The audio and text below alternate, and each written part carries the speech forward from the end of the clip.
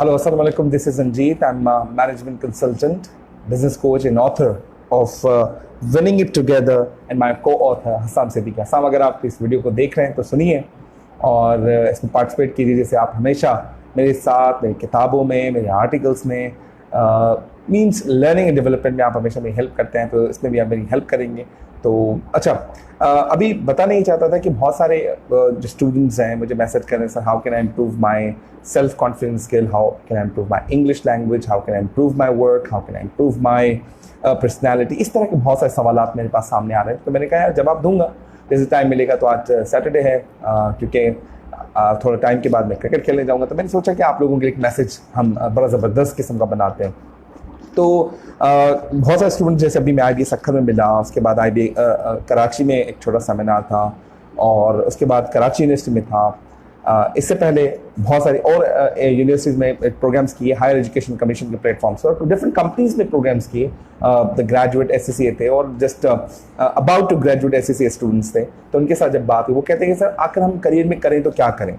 तो जब उनसे कॉन्वर्सेशन होती है कि भाई अभी तक आपने क्या किया, वो कहते हैं सर हमने 4 साल यूनिवर्सिटी में गुजार दिए, 5 साल यूनिवर्सिटी में गुजार दिए, 6 साल हमने कोई सर्टिफिकेशन कोर्स में कर दिए। तो मेरा उनसे सवाल होता है कि आपने सेल्फ डेवलपमेंट में कितना खर्च किया है, सेल्फ डेवलपमेंट में कितनी इन्वेस्टमेंट की है। तो वहाँ पर आके उनकी बोलती बंद हो जाती है, बिकॉज टीचर्स हो, सिलेबस हो, गवर्नमेंट का निज़ाम हो, तालीम का जो भी निज़ाम हो, सब लोगों का फोकस और जो माइंड सेट है वो ये होता है कि बस सिलेबस कैसे पूरा होगा, सिलेबस पास कैसे होगा। इंडस्ट्री में कोई सिलेबस नहीं पूछता भाई आपसे। इंडस्ट्री में जब काम आप करते हैं तो कोई नहीं पूछता कि तुमने जो है ना वो फला कोर्स में कितने अटेम्प्ट्स में तुमने पास किया, और फर्स्ट अटेम्प्ट में पास किया या 8 अटेम्प्ट में पास किया। चलो ठीक है, कुछ यूनिवर्सिटी का अपना एक माइंड सेट है, उन्होंने एक लॉबी बनाई हुई कि भाई हमें जो ग्रेजुएट चाहिए वो तो IB कराची का चाहिए, लम्स का चाहिए, या फिर CBM का चाहिए, ज़ेबस का चाहिए। फला यूनिवर्सिटी का तो हम एडमिशन ही नहीं करते, और सॉरी फला यूनिवर्सिटी का हम तो CV भी अपने पास नहीं रखते। तो वो 1, 2, 4, 5 कंपनीज ऐसी हैं, सब ऐसी नहीं है। तो पॉइंट नंबर 1 जिस पे आपको आज ख्याल करना है, अपने सिलेबस कोर्सेज के साथ साथ, अपनी यूनिवर्सिटी के कोर्सेज के साथ साथ आपको अपने माइंड पे, अपने ब्रेन पे, अपनी पर्सनैलिटी पे, शख्सियत पे इन्वेस्टमेंट करनी होगी। अगर आपने आज इन्वेस्ट नहीं किया ना सर, तो जितना आप गार्बेज पढ़ के आ रहे हैं वो आपके लिए जीरो इन्वेस्टमेंट, जीरो रिटर्न होगा, क्योंकि उस इन्वेस्टमेंट का 1% मार्केट में रिटर्न आपको नहीं मिलेगा। लेकिन हाँ, जितनी इन्वेस्टमेंट आप अपने आप पे करेंगे वो आपको एक्सपोनेंशियली ग्रोथ देगा। एक्सपोनेंशियल ग्रोथ का मतलब ये कि अगर आपने लीडरशिप पे कोर्स किया, आपने कोचिंग पे कोर्सेज किए, मेंटोरशिप पे कोर्सेज किए, कम्युनिकेशन स्किल्स पे कोर्सेज किए, आपने टाइम मैनेजमेंट पे कोर्सेज किए, ब्रेन साइंसेस पे कोर्स किए, आपने न्यूरोलॉजी पे कोई कोर्सेज किए, आपने न्यूरो लिंग्विस्टिक प्रोग्राम पे कोई कोर्सेज किए, तो मैं समझता हूं आप अपने दिमाग के बैरियर्स को ब्रेक कर सकते हैं। किसी मेंटर, किसी कोच की जरूरत नहीं पड़ेगी, क्योंकि आप अपने डिसीजन खुद ले सकते हैं, और आपको पता होगा कि डिसीजन जो आज मैं ले रहा हूं उसका आने वाले वक्तों में क्या फायदा होगा।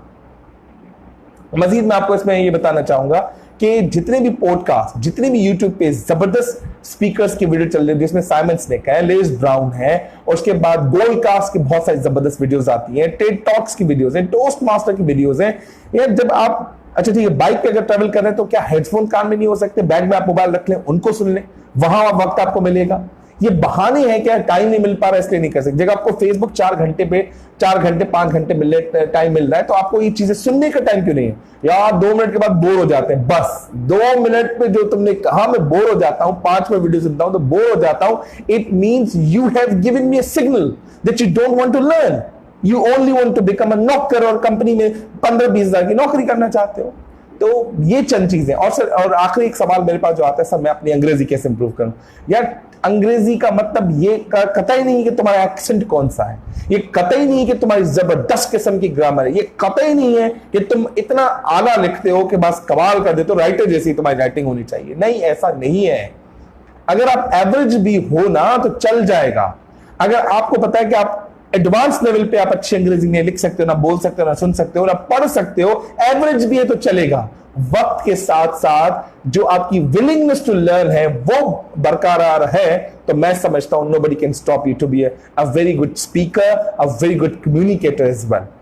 अच्छा, अंग्रेजी बेहतर करनी है तो मैंने एक कोटलर मॉडल बनाया है, उस कोटल मॉडल को मैं भी इस लिंक में शेयर करूंगा, उसको देखिए। मैंने उसमें 6 फॉर्मूले बताए कि एक अंग्रेजी को पढ़ने समझने के लिए आपको 6 कौन से स्टेप्स अप्लाई करने चाहिए, ठीक है। उसके बाद कुछ लोग कहते हैं सर मार्केट में नौकरियां नहीं है, हमें जॉब्स नहीं मिलती, अनएम्प्लॉयड है, अच्छी यूनिवर्सिटी से पढ़ के आए हैं फिर भी अच्छी नौकरी नहीं मिलती। भाईजान बात समझ लें, नौकरियां मार्केट में लाखों करोड़ों हैं, लेकिन जो उनका स्किल सेट है, जो उनकी रिक्वायरमेंट है, वो आप में दम नहीं है। आपने 4 साल का बीबीए कर दिया, 2 साल का एमबीए कर दिया, फर्स्ट क्लास यूनिवर्सिटी से पास होके आए, लेकिन जो मार्केट की नीड एंड रिक्वायरमेंट है उस पर पूरा नहीं उतरते। अब मार्केट के अंदर आप जाओ तो एक्सेल आपकी ऐसी मैंडेटरी, मैं कहता हूं 80% नौकरी में सस्टेनेबिलिटी आपका एमएस एक्सेल है, लेकिन आपका एमएस एक्सेल तो फारिग है जो आपको यूनिवर्सिटी में पढ़ के है। लेकिन आपको कहा जाता है जाके कोर्सेज कीजिए, आप कहते हैं कोर्सेज हो नहीं पाएंगे। तो कुछ चीजों को मानना पड़ेगा।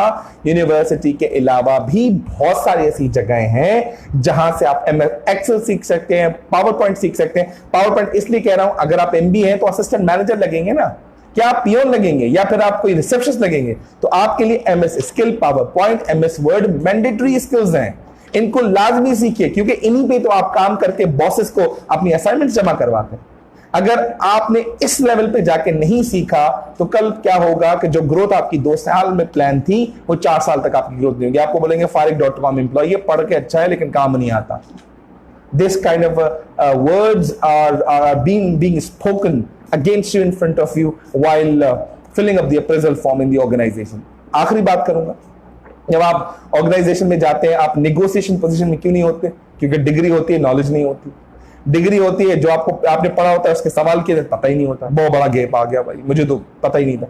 इंटर्नशिप में जाते हैं तो इंटर्नशिप में आपको फाइलिंग करवाई जाती है, फोटोकॉपी करवाई जाती है, प्रिंट आउट करवाए जाते हैं, फाइल रखो, फाइल लेकर आओ, ये काम करो। ये तो भाई आपका पियोन भी कर सकता था, तो आपने कोई अच्छी यूनिवर्सिटी का आपने इंटर्न हायर क्यों किया?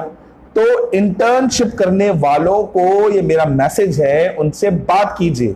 एक तो फ्री में करते हो, अगर 8-10 हजार मिलते हैं तो आने जाने में लग जाते हैं, खाने पीने में लग जाते हैं, तो काहे की इंटर्नशिप हुई भाई?